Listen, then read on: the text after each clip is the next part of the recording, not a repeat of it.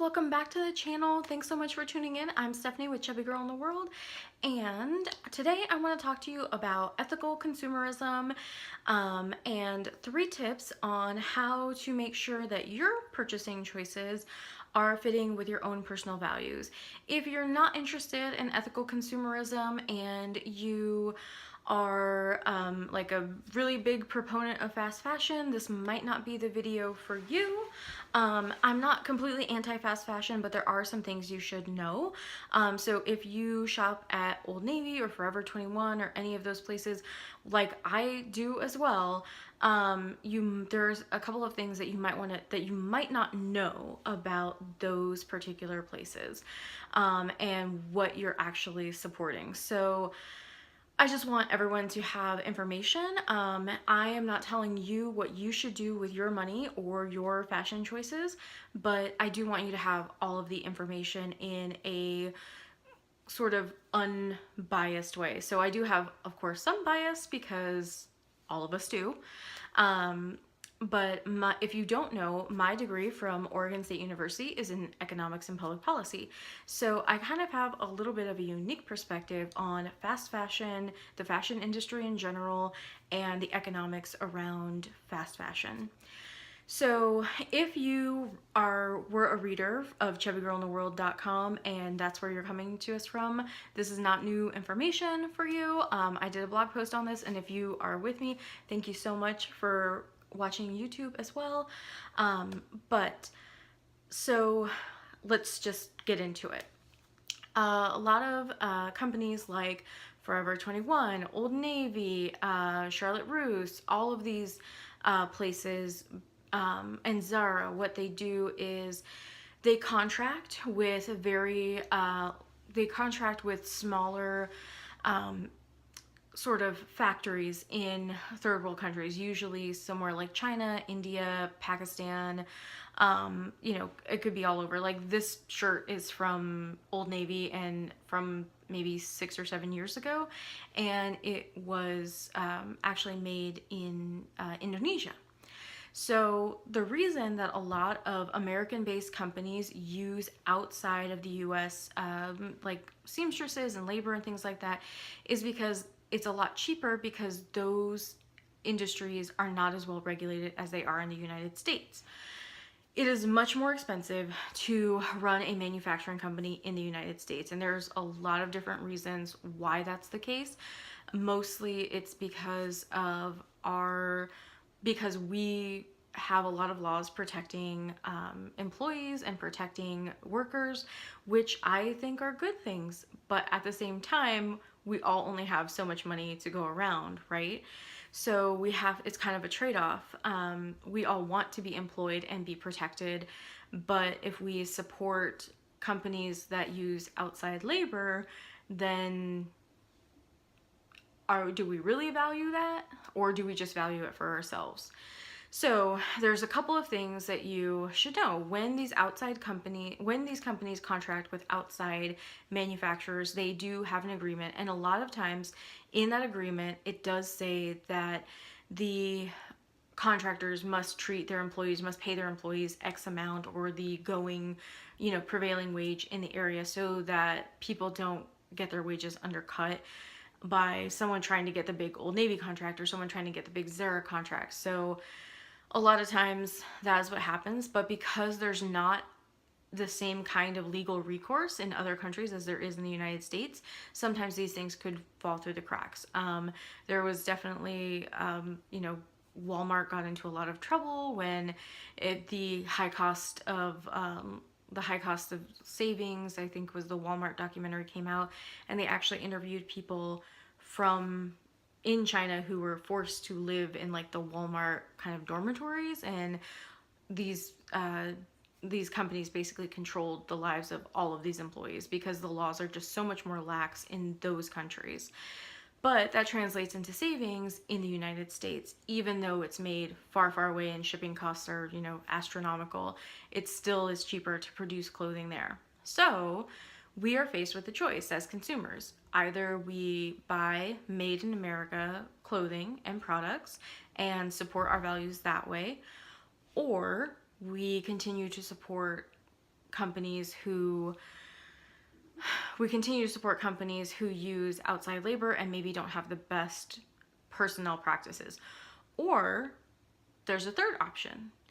You can write to Old Navy, write to Zara, write to any of these places and say, look, I planned on spending X amount of dollars at your company, but because of these reasons, I will have to take my business elsewhere, and that may mean purchasing only 1 or 2 new items from an American brand, an American manufactured company, instead of the 5 I would have spent with you. Even though you might think that you're just one person, those emails, when they become cumulative, they do make a difference. They make a difference over time, and companies start to realize that they can't really afford to lose a ton of market share if people are willing to forego, a ton of products in order to support the values that they actually like. So every time you spend $1, you're voting. You're voting with every dollar to what you will accept in a product, what you will accept in a company. Just keep that in mind. So that's one of the ways to be an ethical consumer. You can let maybe you can't afford to buy American made. But what you can do is you can say, look, Old Navy or Zara or Charlotte Russe or any of these companies that use outside labor, use labor outside of the US. You can say, look, I don't have a problem. I don't necessarily have a problem with people using labor outside of the US as long as they are ensuring that those people are treated fairly, have, ethical, they have work conditions that are, humane. There have been fires and building collapses and things because factories overseas were located in buildings that were just not ever meant to hold, factories that large or that many people, and they had fires and people collapsed, like a building collapsed in on itself in Runa. And a lot of that is what sparked a lot of the ethical consumer movement. It was just something that people could actually see. So that's one thing you can do, is you can let a brand know, like, hey, I was going to buy X amount of dollars from you, but because I found out that you aren't doing the practices that I value, that you don't share my values, I can't continue to spend money with you, and I need to go find a company that will do that. So there are companies that do, and you can, there's a great website called Ethical Elephant. You can find vegan makeup brands, vegan clothing, sustainable clothing. You can find all those things. And if you just do a Google search for ethical sustainable clothing, you will find so many results and so many cool things. And it doesn't necessarily have to be American made. You can buy clothing from an independent brand in India. You can buy clothing from an independent company in Georgia. You can buy from American made companies. Like if you're looking for high-end plus size clothing, like Ashley Nell Tipton is in the United States.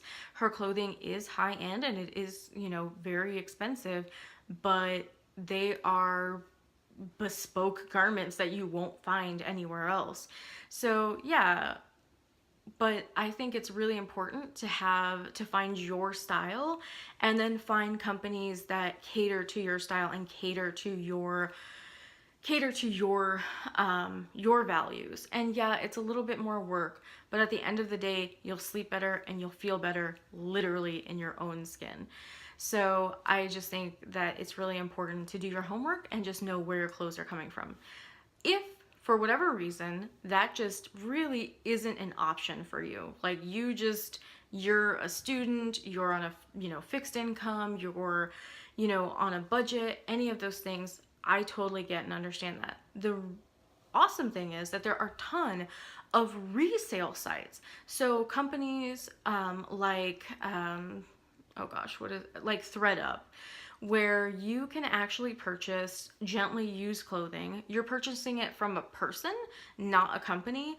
So it is a consignment website basically, and you can get last year's styles or maybe a season or two ago styles and get them at a pretty deep discount. And also you're not supporting the machine of sadness that is unethical clothing. So that's the really number two budget friendly option, is to buy vintage or buy resale.